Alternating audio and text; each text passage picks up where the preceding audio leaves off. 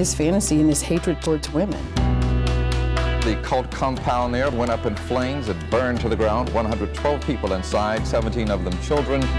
Beth was stabbed approximately 114 times. A lot of rage, a lot of anger. The Borchis hid a shotgun and revolver under his trench coat when he entered the school that morning. I was scared for my life. It is just unspeakable evil.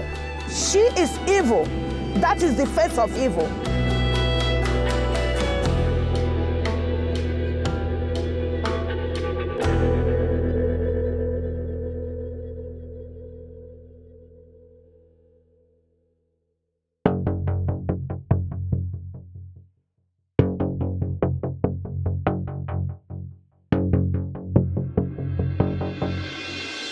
Houston 911, it's police. Hello? Yes. I have an emergency, please. We've been attacked by a robber. You've been attacked? Do you need an ambulance? Yes, please. Shuttle on to ambulance.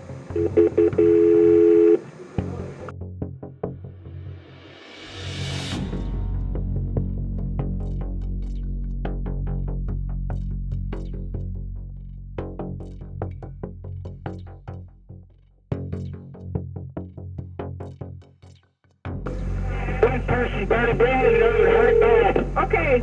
Fire an ambulance. What's your emergency? He said that they've been attacked by a robber and someone is bleeding very bad and another has been hurt.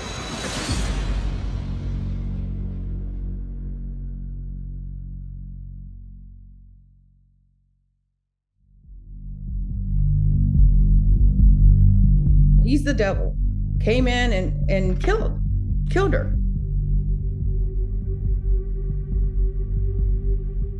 There's plenty of indication that there was evil in this man's heart, and it erupted at this time. He hates women. He wants to destroy them. You know, you see a lot of murders when you work in Houston, but you don't generally see anything as vicious as this.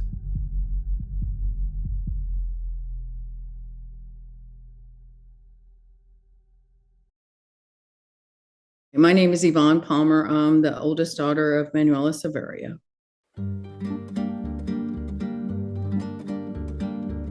She got here from Cuba when she was 18 years old. She went to school. She always struggled, raising her daughters, minding her own business, helping others. She had a passion for being a hairstylist. She liked helping cancer patients. That was really her passion there. She worked there for 24 years that she worked for Wigs by Andre. My aunt had moved to Texas and it looked very calm and peaceful, and that's what she wanted for her girls.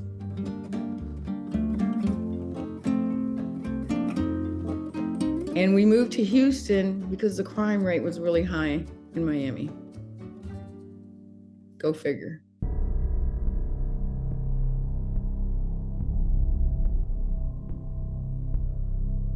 When you kill someone with a knife, it's up close and personal. It's not like standing across a room or street and shooting somebody with a pistol. It's up close and personal. You can smell them. You can, you're breathing on them. You look at all the blood. You look at the transfer. You look at the spatter, and you look at the. Like I said, it's unusual to see someone stabbed 40 times. Man, they're just hard to fathom. It's such a bizarre way to kill somebody. My name is Mike Peters. I was sergeant in the Houston Police Department's Homicide Division from 1989 to 2014. She didn't deserve this. She just went to work that day. You know, hardworking women that just went to work, minded her own business, helped people, and, this monster comes in.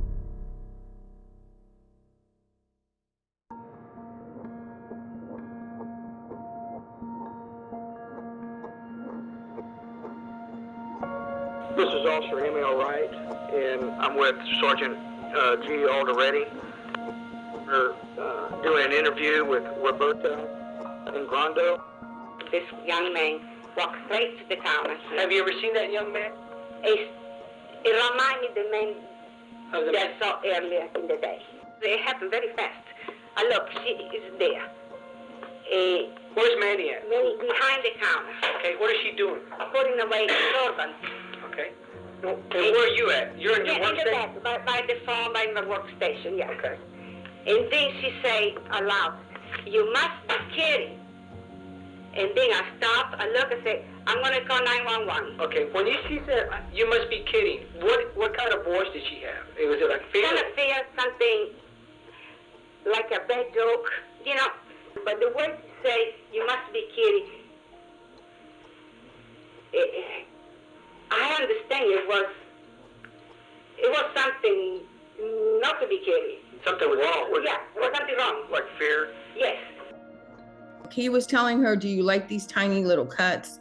How do you like it? I'm going to make you look pretty." A lot of disturbing things. He said, "Does it feel good?" And to me, that shows that this whole thing is probably something this guy had fantasized about, that he was going to say this when he committed the act. But it seemed this was something this guy wanted to do. It wasn't just something, I got to defend myself, I got to steal something. He was playing out a fantasy. My mom had jewelry on. Roberta had jewelry on. He wanted nothing. Roberta threw a drawer of money at him, and he wanted no money. I mean, that wasn't his motive. He was in there to kill. He was not in there to rob. He was in there to kill. And that's a psychopath. That's a serial killer. That's a murderer. Do you think he picked your mom for any reason? No, he just saw two vulnerable women. You know, he walked in there, saw two vulnerable women, and, you know, that was his target. She said, "Ah!" You know, she screamed. She fell. When she screamed the first time, did you look to see what was going on? Oh, yeah. What did you see? I saw her falling. What was he doing? Jumping over the counter, like jumping over her body or something, jumping, running after me. You think he slashed your right hand first? I think so, because I have the phone. On your... I think he did it like this. Okay. And then what do you think he slashed next? I think my neck. Okay. I'm not sure. I know he kind of hugged me, he came kind of over like a bear hug? Right, a bear hug. I did not know it was a knife till I really saw myself in the middle of the blood. I thought he was just punching me. How many times did he punch you? Well, I've been told, because I did not naturally count that he was doing 14 times. When he was over me. It's possible to say something, "You like it," but I cannot be sure. You like it? You like it, yeah.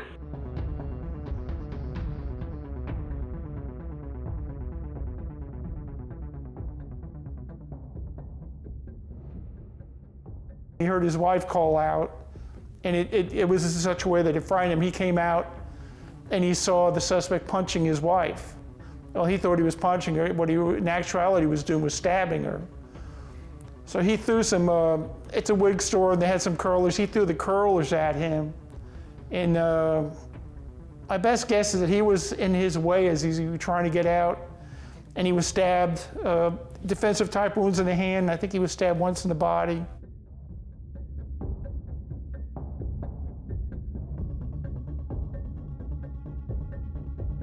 Luckily, there was a witness out in the parking lot that saw him fleeing from the store, felt it was suspicious, and followed him till the car that he got away in was a '98 Lincoln Navigator. And he felt it was suspicious. He wrote down the license plate, which was a godsend in this case. And after the kid drove off, he went to the wig shop, and he discovered what had happened there and stayed there until the police got there. I think we all have a radar in our system where we pick up something that doesn't look right. A lot of times people discount it, but this guy did, and he knew something wasn't right when he came running out of that wig store. And we were very lucky that he took the interest that he did and got us a license plate.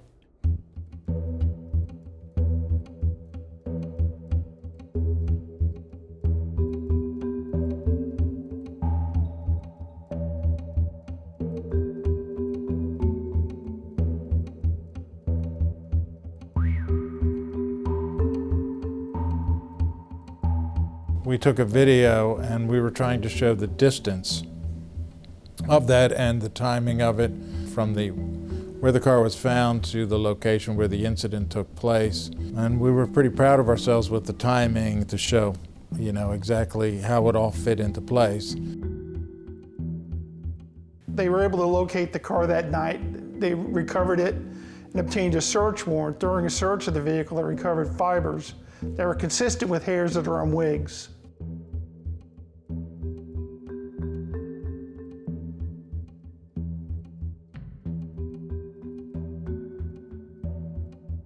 Whose SUV was that then? It was his father's girlfriend, the black SUV. They had traveled out of town. Goldberg father had him drive them to the airport, dropped them off, and he brought the vehicle back home to their house. I guess that's the only thing they wanted him to use the Navigator for, was taking him to him back from the airport. And he was in his own vehicle when he showed up out there at the house at night, and the police conducted their initial interview with him. What did he say? Well, he denied any involvement in the murder. He did admit that he had been in the wig shop previously, and he denied any knowledge of the murder and the assaults. But one of the odd things he said, and I thought, was that he wanted to talk more to us, but he wanted to talk to his mother first, and then he wanted a lawyer. Which really, at that point, when they say they want a lawyer, we can no longer interview him.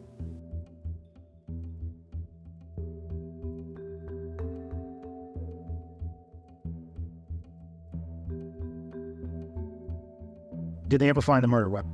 No, they didn't. Dror showed up in his own pickup truck that night, and they recovered some knives, but it's doubtful that either of the knives they recovered were used in the murder.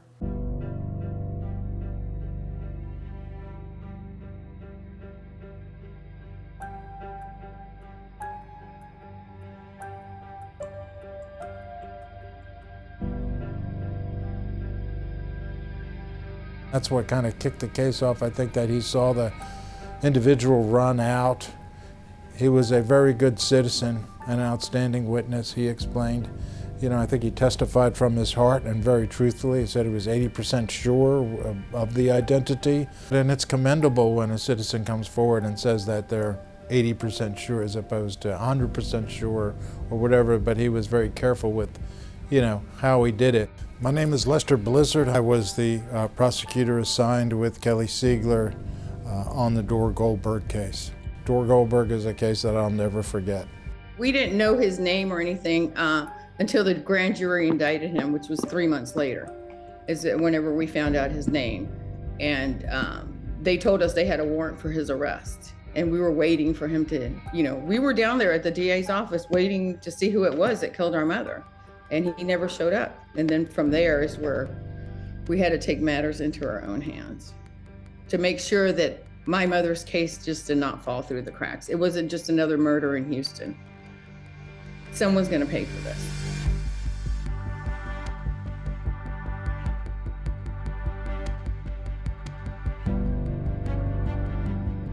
I got brought into the Goldberg case by the two daughters, Yvonne and Yvette. My name's Andy Kahn. I'm Director of Victim Services, Crime Stoppers of Houston. At that time, when the murder took place, I was the victim advocate in the mayor's office. They wanted, my advice and expertise on what can we do to bring attention to this. And, we came up with, let's just go door to door. Let's create flyers, let's bring all the attention that we possibly can that you got a wanted suspect for a murder, and we have no idea where he is. The family was really good. They went through the neighborhoods putting out flyers. I know they drove my lieutenant crazy, which I was grateful for. They were very concerned that we find that, we had a named suspect, and they wanted to see justice done, and they did the thing that people should do, is they made sure we kept practice our due diligence, which we did. And they were out in news in the community. They were constantly, every time I looked around, I saw them on TV. And we had the help from the media to find him. And that was big. Because, to make everyone aware of who he is and what he is and where is he at, someone had to see something. So we started getting phone calls from Mexico, just different areas that they sightings that they had seen him. And but that was 6 months. He was on the run for 6 months.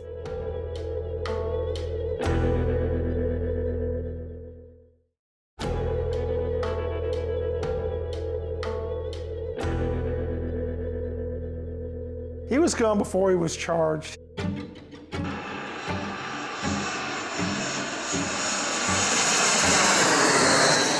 When he became wanted, it was like whack-a-mole. I was getting calls. He was seen here, he was seen in Mexico, he was seen in Israel, anywhere you could imagine. I was running my tail off, running down all these clues. But the one big thing we did, the FBI, one of the agents, the FBI was helping. We filed a federal flight to avoid prosecution warrant on him.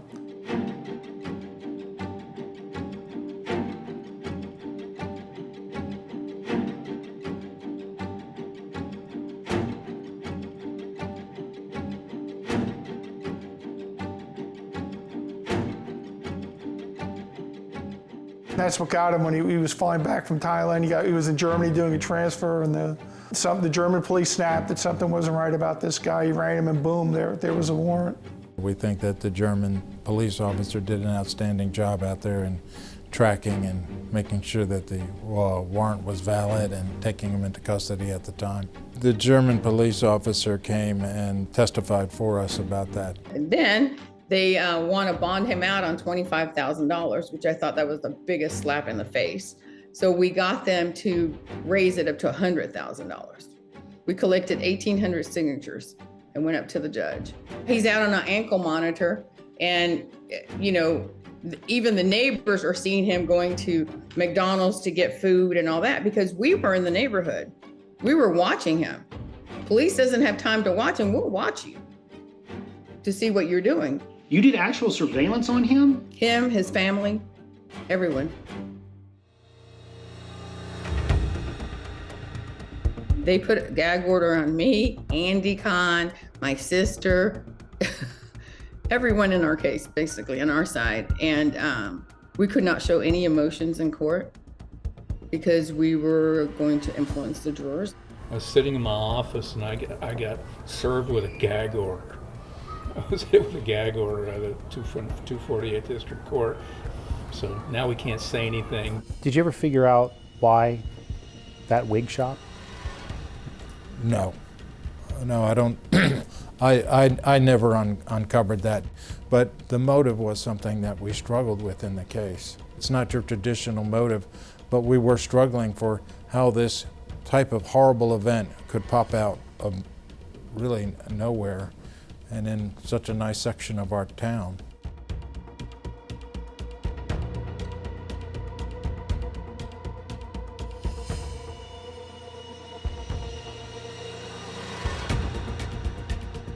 It was a sunny day, and I was a brand new rookie. And when you're a rookie, you're sent to different schools and to train. And I was sent to Bel Air High School to train and under Officer Dugan, who was my field training officer. My name is Susie Pendergrass, and I am a former police sergeant for HISD Police Department. We were walking down the street, across the street from the school, right near the entrance of the parking lot, and a car with high school males drove by and threw a beer can out and approached him, and he had a beer, and we got him out of the car, and he admitted he had been drinking and that they had had a party before, the night before, and that they had liquor in the trunk.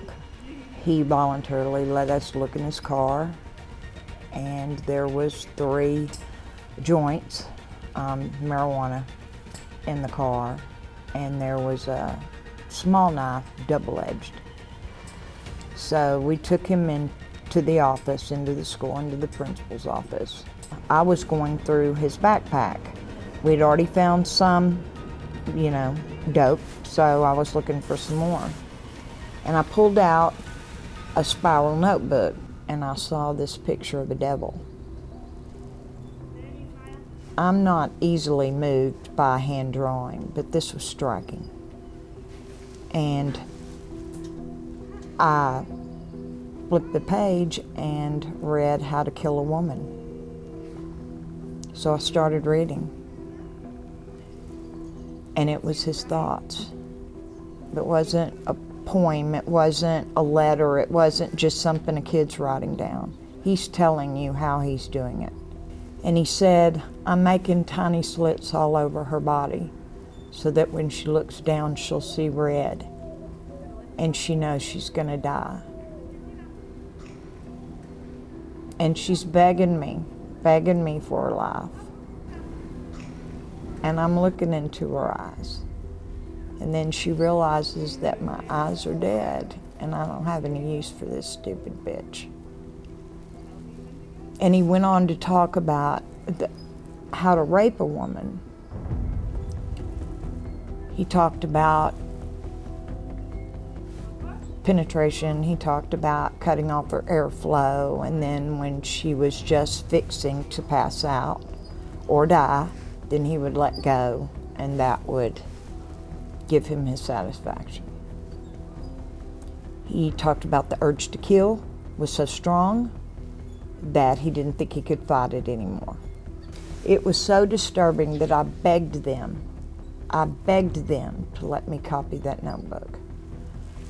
Keep the notebook, I'll make the parents a copy, because they had decided they were going to give the notebook to the parents and talk to them about it. And here I am, a brand new rookie, saying, I'll make a copy of it. If it goes in the evidence room and crumbles after years, oh well, but he's a killer, he's gonna kill, he's gonna kill.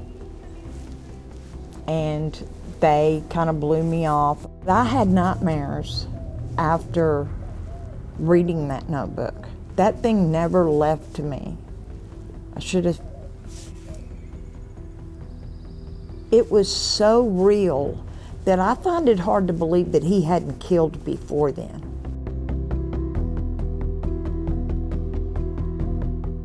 So 4.5 years later, now I'm Officer Dugan's boss, my field training officer's boss. We're standing out in the parking lot one day, and he tells me, oh, this is that DA again, Sarge. She's wanting me to call her, but I've been busy today. And I said, we need to call her before you go home.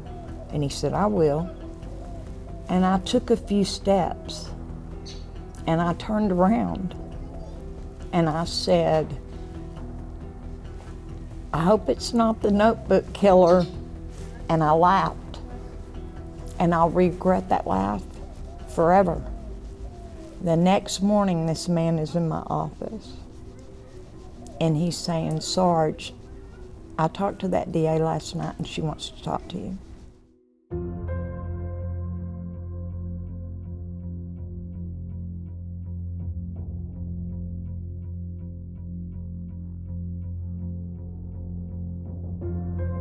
It really must have stuck in your brain to remember that with such clarity. You have no idea. You have no idea. I've been through some stuff. I've seen stuff. The words and the sentiment and the hatred, this wasn't him writing a story. This was him fighting the evil, or letting you know what the evil is inside him. There's no denying that that notebook was very substantial in what it had to say, and showing a picture of, to the jury, of what evil looks like. I think, you know, you used to look for a link or a motive and all of that stuff, but there's people out there that are just evil. They're evil to the core. They look human, they walk human, they talk human, but they're not human. And they will kill you and go home and eat a sandwich. They don't care. First, the real big thing is the witness identifying him and getting us a license plate. Having Roberta identify him is a super big thing. The fibers that connected the vehicle used in the incident to the crime scene is big, but that state of mind thing is real important, because I think people, especially jurors, want to get a motive. He also talked about he would love to do it with an audience of women. That was real important to him. He wanted he wanted to do it sometime and other women watch. This was a very exclusive wig shop, right? These mannequins were nothing like what was on the market and you saw in the stores at that day and time. And when I walked in, I thought, this is his witness of women. This is his audience of women.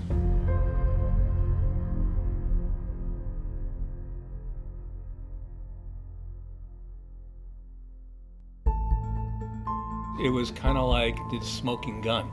I mean, you needed something that could show how depraved this particular killer was, how random it was, and the fact that this was almost premeditated, because he basically put down in his notebook almost a step-by-step descriptive of what he wanted to do to women. This is one of the oddest things I've ever seen working in homicide.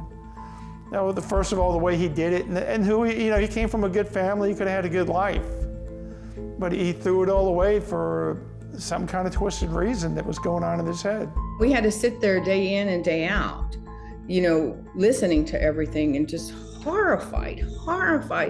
One time when they were showing my mom's bloody clothes, I had a panic attack and ran out of there. I was very worried.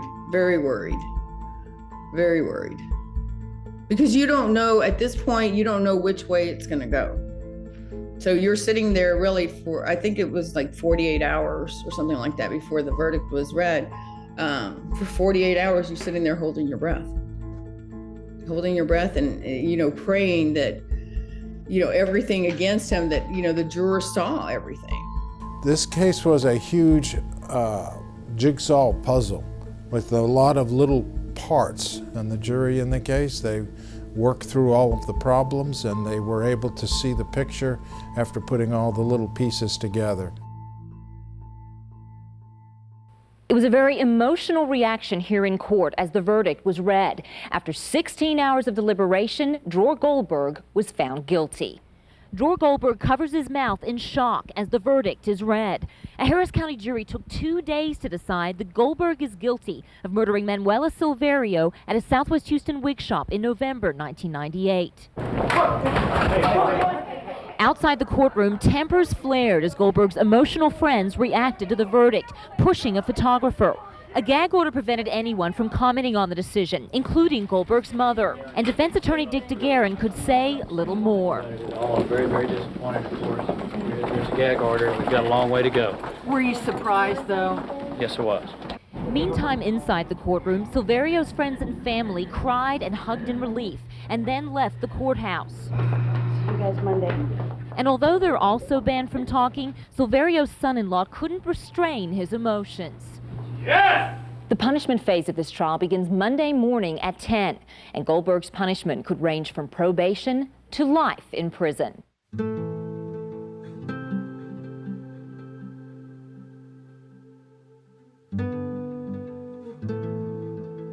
This is a hole in my heart. This is in my head every single day, every movement that I make, everything. It's always trying to think, what else can I do? What else can I do? We just can't stop. We can't stop. My mother was everything to us, everything. We miss her so much. I miss her she never got to grow old. She never got to see my kids. Nothing. She just 54 years old. I'm actually older than my mom was when she died. Yeah. I've had the sons and daughters of privilege in trial on serious cases. But no, there's no mistaking it. This is a significant case, and this is horrible evil that's hard to look at. And no, there won't be I hope there will never be a case like this.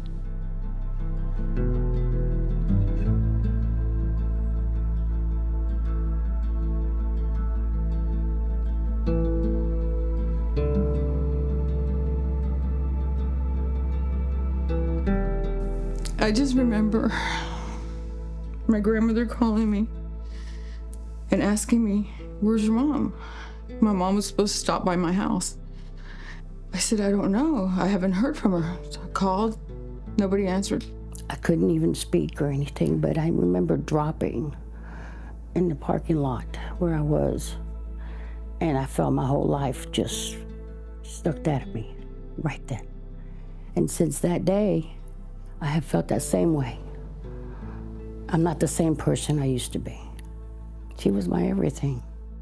I've got to take them back to what happened to that day, and that's, you know, obviously very painful and very emotional, but it's important for the parole board to understand what the two daughters went through, how they found out, and just then the aftermath of what happened during the trial was very emotional. I'm sure he checked all the boxes for his parole. You know, he's got degrees in there. You know, they pulled the religion card. So he gets his food, he gets to cook in his cell. He's not just a killer. He wanted to torture and torment. And this has lived with me for 24 years. We're gonna fight, and we're gonna fight like hell and keep him in there as long as we can. What are you concerned about if he gets out?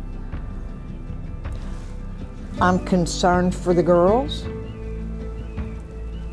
I'm concerned that he might go after them. I'm concerned for me. I know he's denied ever having anything to do with the murders. He's never accepted responsibility. So he's in the right place. When they deny somebody's parole, they can review anywhere from 1 year, 2 years, 3 years, 4 years, or 5 years. 5 years is the max. And I said, we got to get the max. That's what you're going to ask. Because if you don't ask, you don't get it. It consumes your life so much. I mean, day in and day out, I have to think about this. I don't get a break. I don't get a break at all. I mean, I have to fight for my mom, make sure my mom has a voice.